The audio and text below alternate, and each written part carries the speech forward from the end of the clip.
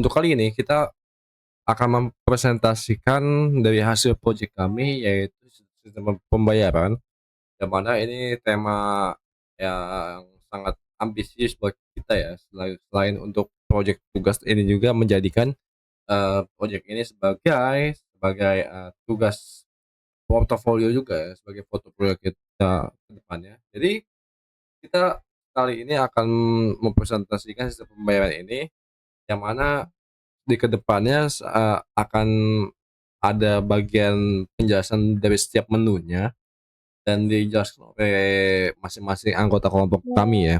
Dan untuk saat ini, saya akan mempresentasikan dan anggota kelompok saya ada saya sendiri, Sami Satya Hari, dan nanti setelah saya ada Aryo Bimo Sudrajat ya, yang akan mempresentasikan menu selanjutnya. Lalu nanti ada Muhammad Muhammad Fahmi untuk ada sorry maaf, ada Erlangga Dwi Ananda.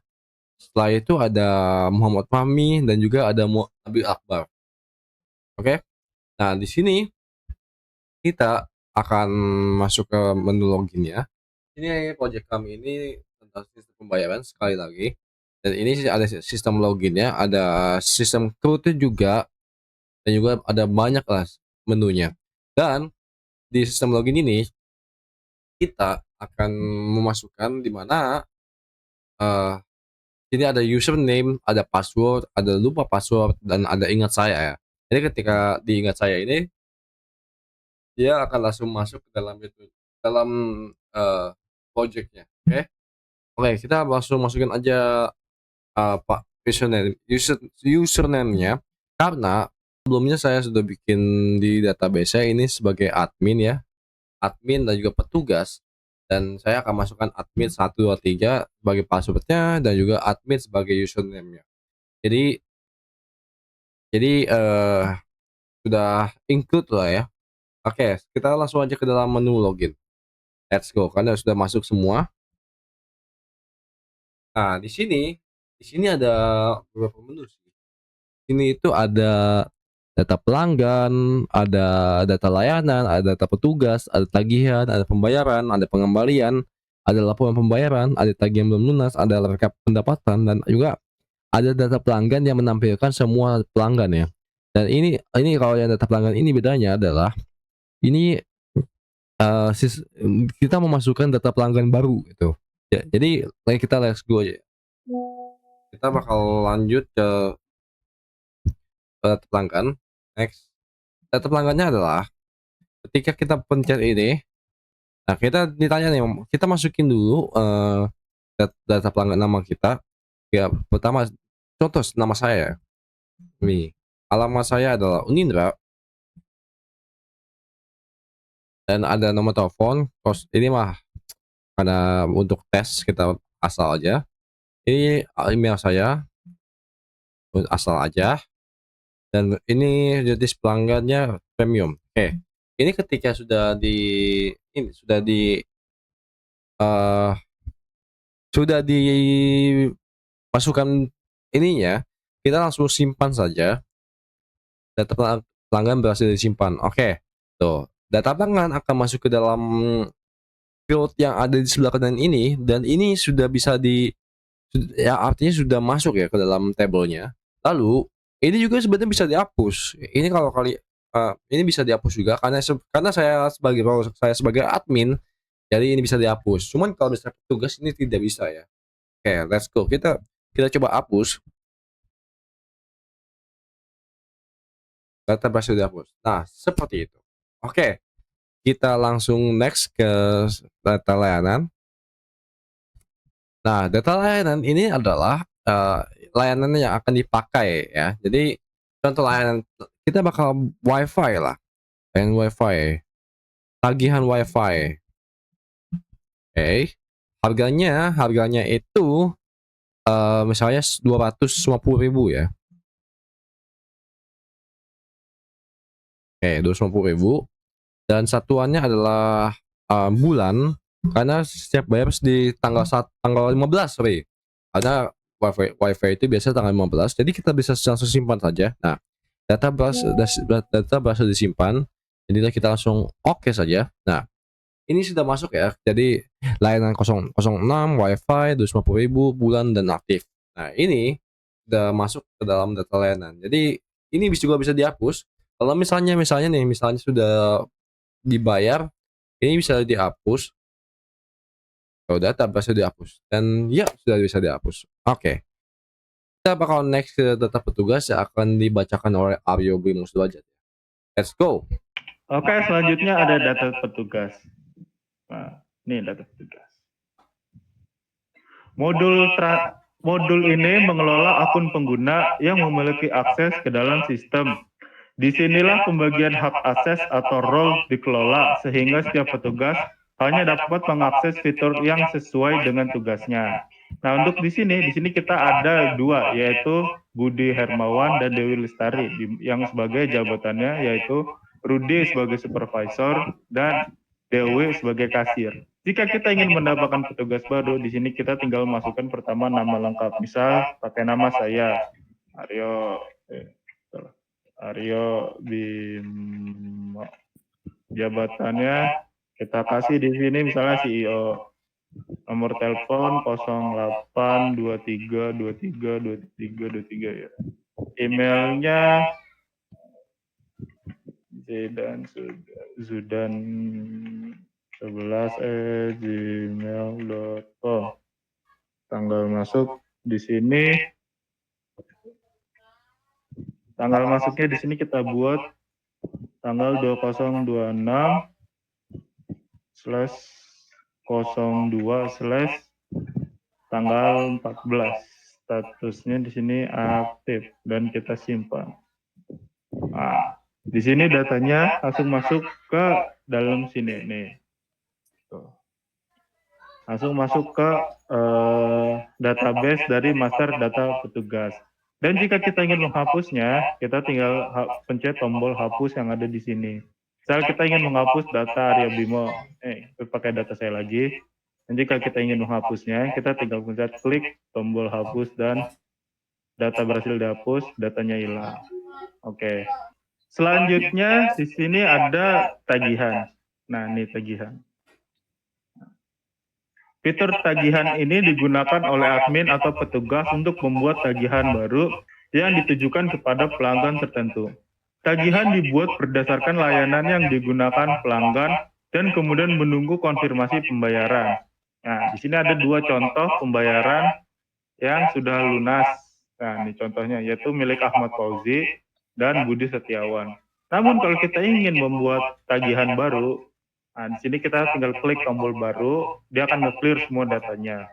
Terus kita masukkan tanggal jatuh tempo. Misal tanggal jatuh temponya besok nih, 2026/06/30 misalnya. Pelanggannya kita Siti Rahayu. Dia itu ingin bayar internet fiber. Petugasnya kita bikin, petugas yang ngurusnya itu adalah Dewi Lestari. Di sini dia akan bayar 2 kali karena dia keterlambatan antara bulan lalu. Ini contoh misal. Dengan diskon, kita kasih diskon misal 10%. Kita hitung totalnya, dan di sini nih. Ini subtotal 700 adalah total asli dia harus membayar. Namun karena ada diskon 10% yang kita berikan, jadi dia harus membayar 630. Sini kita bisa tambahkan keterangan tambahan, misal dia memakai dua internet provider yang berbeda. Nah, ini contohnya ya. Habis itu kita simpan. Data tagihan dibuat. Nah, setelah dia itu disimpan, dia datanya akan masuk ke sini. Tuh. Dia akan masuk ke sini. Dan kalau misalnya kita mau cari, ya kita tinggal masukin kodenya TGH 00003. Nih kita cari. 0 kurang. Nah, kalau cari pun ada dia datanya di sini tuh. Oke, selanjutnya kita di sini akan mendemonstrasikan secara singkat modul form input pembayaran yang saya jalankan ini. Untuk menggunakan pertama, kita pilih nomor tagihan di sebelah kiri.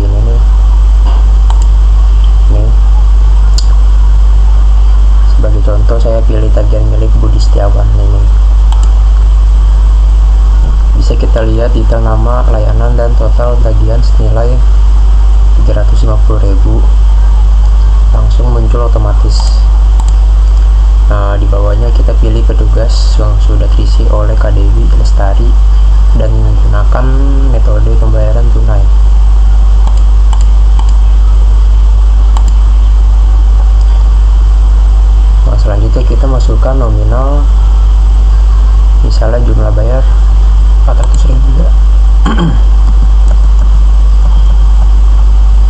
Nah, lalu kita tinggal klik tombol hitung kembalian. Sistem akan otomatis menghitung uang kembaliannya sebesar 50.000.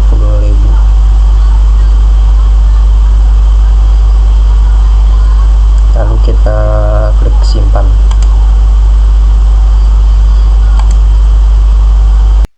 Jadi di sini saya akan menjelaskan pada tampilan pengembalian dana refund. Pada tampilan ini merupakan menu transaksi pengembalian dana refund yang digunakan untuk mengelola proses pengembalian dana kepada pelanggan. Di sebelah kiri ini terdapat from input pertama, ada nomor pengembalian yang ini RFD 0002 ya.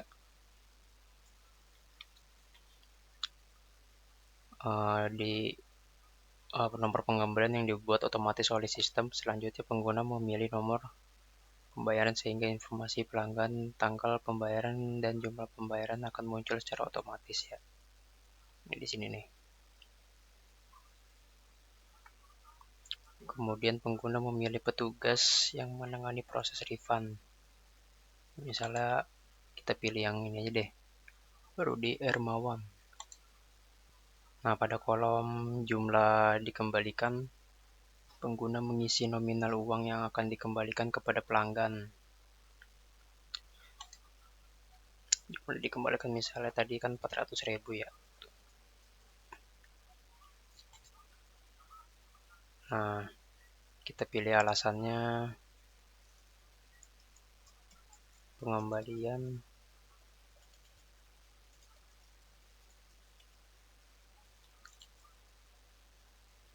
kesalahan dalam transaksi.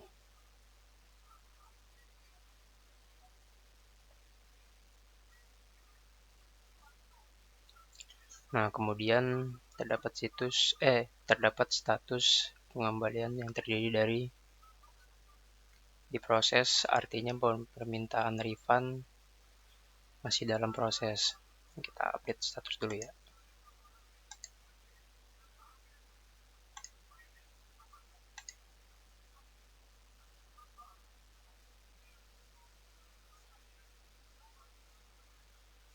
Nah, di sini di sebelah kanan ini ada tabel nih yang RFD 002 tadi nih. Sini udah ke input ya dalam status proses.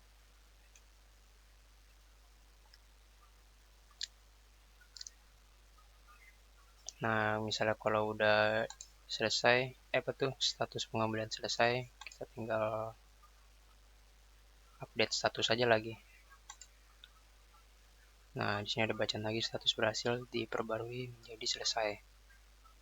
Nah, kita cek lagi nih di tabel ini nih.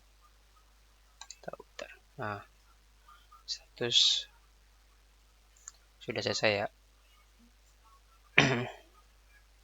Maksudnya status pengembalian selesai.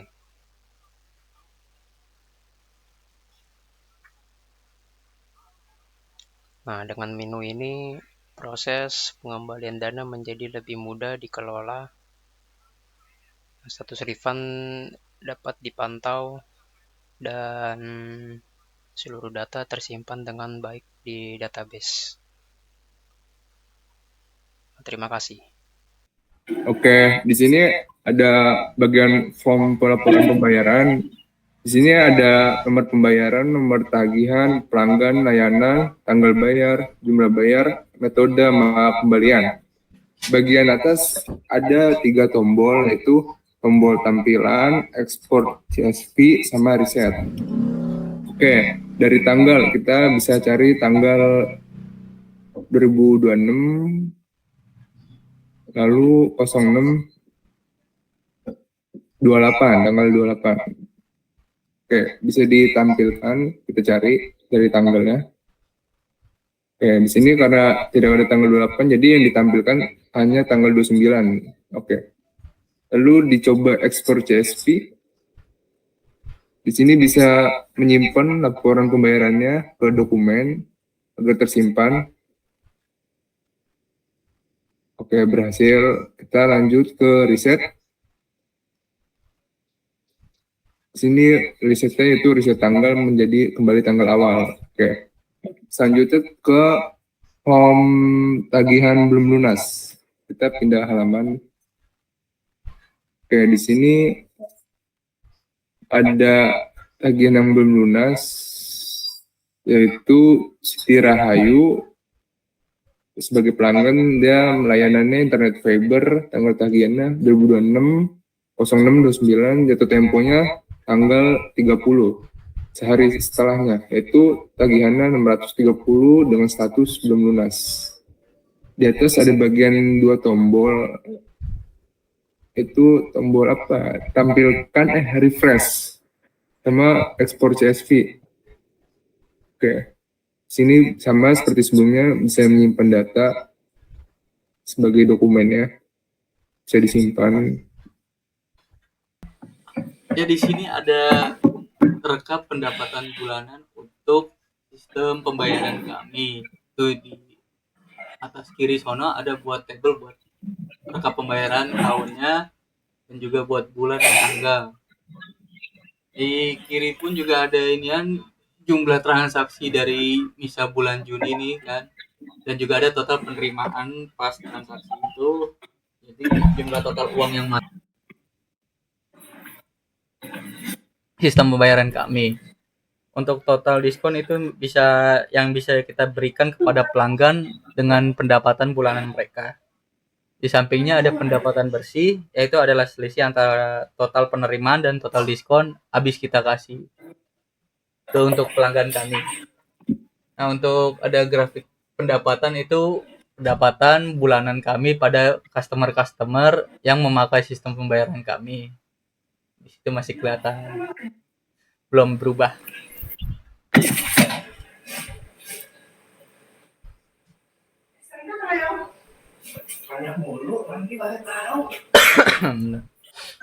Nah, di bagian bawah di bagian bawah ada terdapat ringkasan total pendapatan tahun rupiah atau berapa. Tuh, ya. Bisa dilihat di bawah kanan. Yang itu memberikan angka keseluruhan pendapatan untuk tahun yang dipilih. Jadi admin bisa memfilterkan laporan berdasarkan tahun dengan masukan input yang tersedia. Nah, ini adalah inti dari sistem kami, yaitu buat menyimpan seluruh informasi pelanggan berdasarkan inputan mereka yang masuk kepada website kami. Nah, di situ kelihatan ada ID buat pelanggan ataupun ID customer. Buat samping ID ada nama pelanggan, itu buat memasukkan data-data nama pelanggan dan juga nomor telepon dan juga email dan juga jenis contoh role pelanggannya, seperti dia misal bisa ada pelanggan premium, yaitu kita jeniskan dengan premium. Adapun juga ada pelanggan reguler, ya udah kita masukkan ke jenis reguler, dan juga ada pelanggan VIP untuk jenis VIP. Sampingnya juga ada tanggal daftar mereka tiap masuk merekap sistem pembayaran kami, dan juga status akunnya aktif ataupun tidak dalam pembayaran tagihan ataupun enggak. Dan juga kelihatan total tagihan mereka yang belum dibayar.